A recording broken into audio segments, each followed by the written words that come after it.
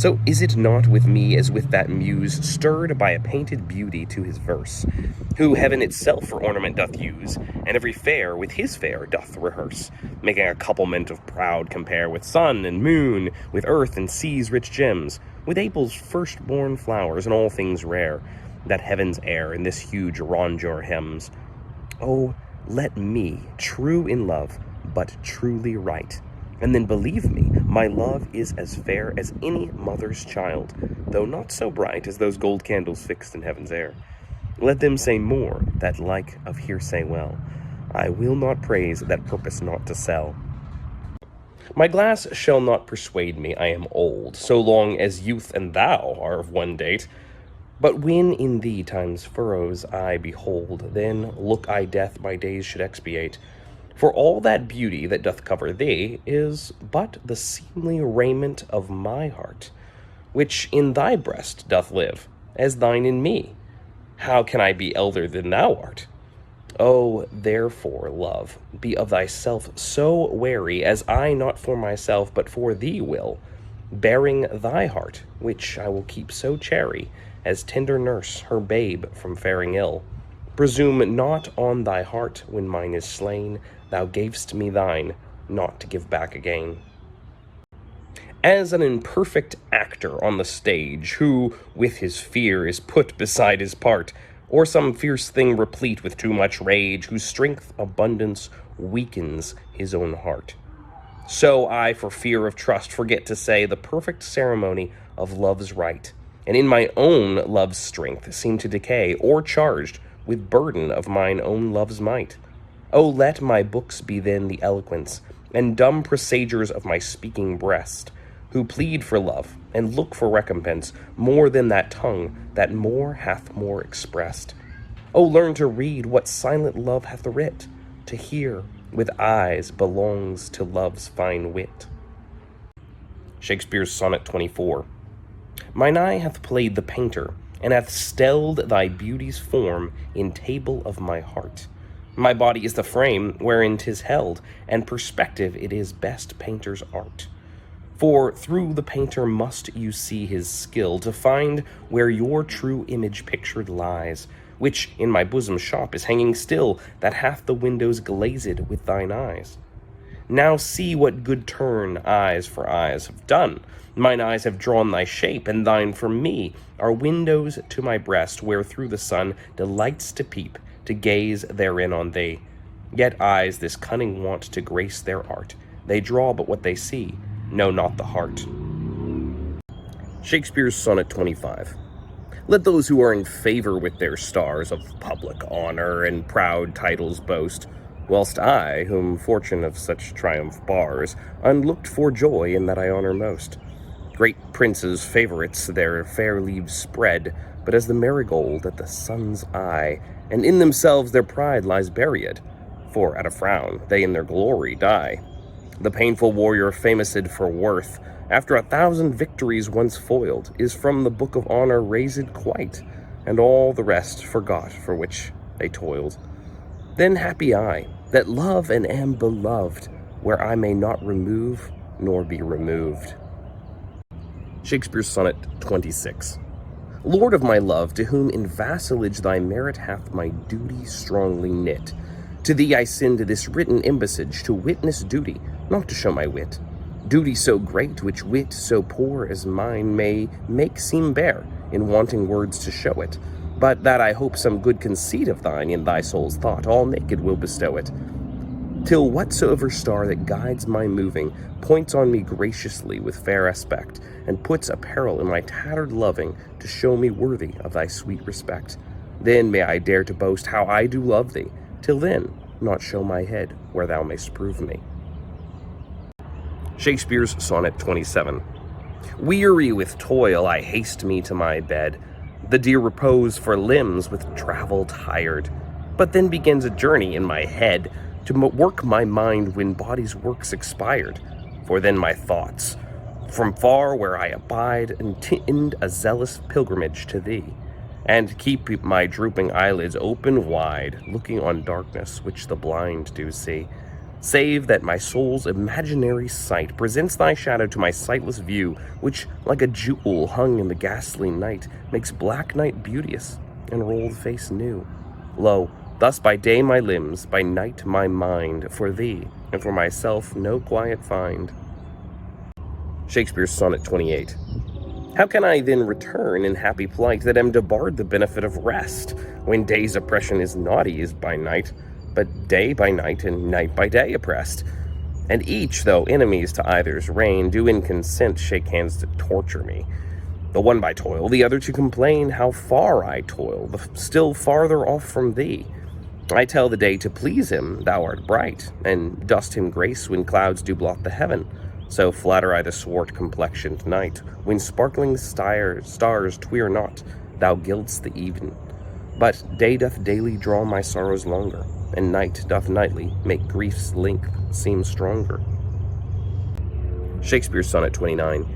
When in disgrace with fortune and men's eyes, I all alone beweep my outcast state, and trouble deaf heaven with my bootless cries, and look upon myself and curse my fate, wishing me like to one with more rich in hope, featured like him with friends possessed, desiring this man's art and that man's scope, with what I most enjoy contented least. Yet in these thoughts myself almost despising, haply I think on thee. And then my state, like to the lark at break of day arising, from sullen earth, sings hymns at heaven's gate. For the high sweet love remembered such wealth brings, that then I scorn to change my state with kings. Shakespeare's Sonnet 30. When to the sessions of sweet silent thought I summon up remembrance of things past, I sigh the lack of many a thing I sought, and with old woes new wail my dear time's waste. Then can I drown an eye unused to flow for precious friends hid in death's dateless night, and weep afresh love's long since cancelled woe, and moan the expense of many a vanished sight. Then can I grieve at grievances foregone, and heavily from woe to woe tell o'er the sad account of forebemoaned moan, which I new pay as if not paid before. But if the while I think on thee, dear friend, all losses are restored, and sorrows end. Shakespeare's Sonnet 31. Thy bosom is endeared with all hearts which I, by lacking, have supposed dead, and there reigns love, and all love's loving parts, and all those friends which I thought buried. How many a holy and obsequious tear hath dear religious love stolen from mine eye, as interests of the dead, which now appear but things removed, that hidden in thee lie. Thou art the grave where buried love doth live, hung with the trophies of my lovers gone, who all their parts of me to thee did give, that due of many now is thine alone. Their images I loved, I view in thee, and thou, all they, hast all the all of me. Shakespeare's Sonnet 32. If thou survive my well-contented day, when that churl death my bones with dust shall cover, and shalt by fortune once more resurvey the poor rude lines of thy deceased lover, compare them with the bettering of the time, and though they be outstripped by every pen, reserve them for my love, not for their rhyme, exceeded by the height of happier men. Oh, then vouchsafe me but this loving thought, had my friend's muse grown with this growing age, a dearer birth than this his love had brought, to march in ranks of better equipage. But since he died and poets better prove, theirs for their style I read, his for his love. Shakespeare's Sonnet 33. Full many a glorious morning have I seen flatter the mountain tops with sovereign eye, kissing the golden face, the meadows green, gilding pale streams with heavenly alchemy. Anon permits the basest clouds to ride, with ugly wrack on his celestial face, and from the forlorn world his visage hide, stealing unseen to west with this disgrace. Even so my sun one early morn did shine with triumphant splendor on my brow, but out alack, he was but 1 hour mine, the region cloud hath masked him from me now. Yet him for this my love no whit disdaineth, suns of the world may stain, when heaven's sun staineth. Shakespeare's Sonnet 34. Why didst thou promise such a beauteous day, and make me travail forth without my cloak, to let base clouds o'ertake me on my way, hiding thy bravery in their rotten smoke.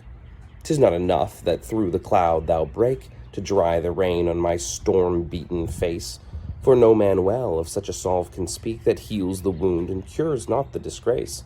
Nor can thy shame give physic to my grief, though thou repent, yet I have still the loss. The fender's shadow lends but weak relief to him that bears the strong offence's loss. Ah, but those tears are pearls which thy love sheds, and they are rich, and ransom all ill deeds. Shakespeare's Sonnet 35. No more be grieved at that which thou hast done. Roses have thorns, and silver fountains mud. Clouds and eclipses stain both moon and sun, and loathsome canker lives in sweetest bud. All men make faults, and even I in this, authorizing thy trespass with compare, myself corrupting, solving thy amiss, excusing these sins more than these sins are. For to thy sensual fault I bring incense, thy adverse party is thy advocate, and 'gainst myself a lawful plea commence. Such civil war is in my love and hate, that I an accessory needs must be to that sweet thief which sourly robs from me. Shakespeare's Sonnet 36. Let me confess that we two must be twain, although our undivided loves are one. So shall those blots that do in me remain, without thy help, by me be borne alone.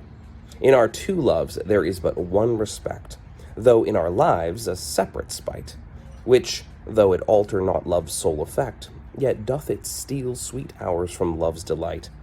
I may not evermore acknowledge thee, lest my bewailed guilt should do thee shame, nor thou with public kindness honor me, unless thou take that honor from thy name.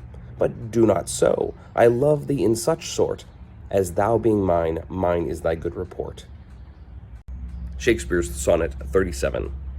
As a decrepit father takes delight to see his active child do deeds of youth, so I, made lame by fortune's dearest spite, take all my comfort of thy worth and truth.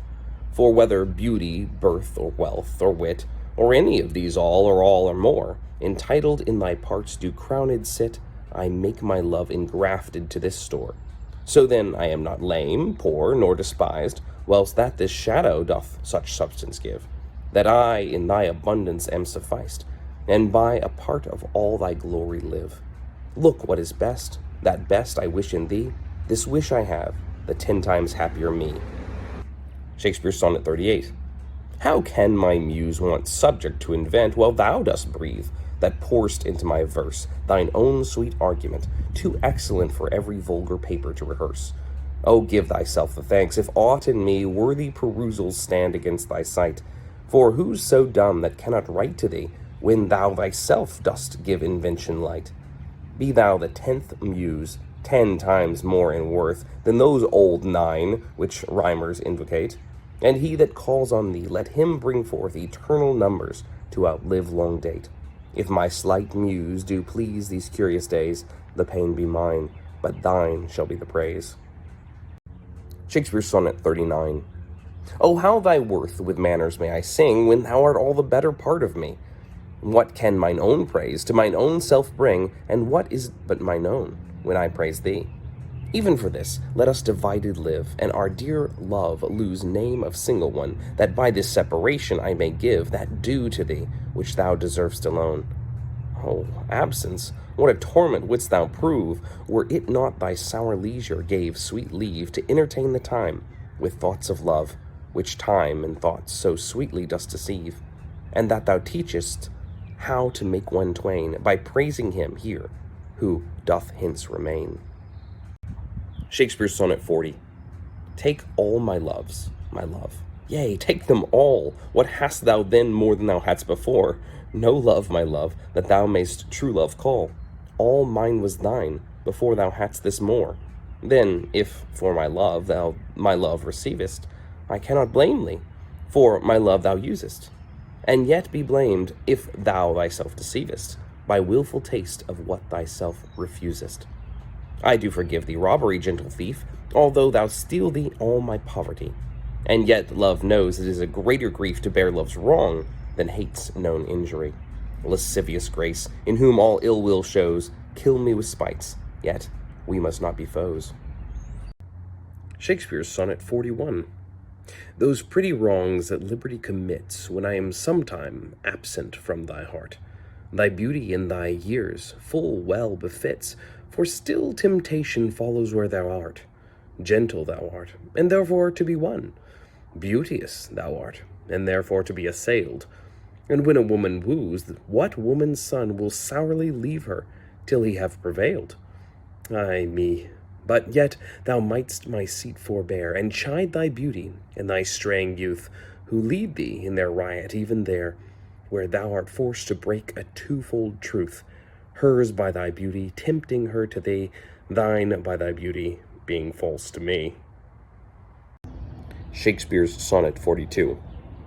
That thou hast her, it is not all my grief, and yet it may be said I love her dearly. That she hath thee is of my wailing chief, a loss in love that touches me more nearly. Loving offenders, thus I will excuse ye. Thou dost love her, because thou know'st I love her, and for my sake even so doth abuse me, suffering my friend for my sake to approve her. If I lose thee, my loss is my love's gain, and losing her, my friend hath found that loss. Both find each other, and I lose both twain, and both for my sake lay on me this cross. But here's the joy, my friend and I are one. Sweet flattery, then she loves but me alone.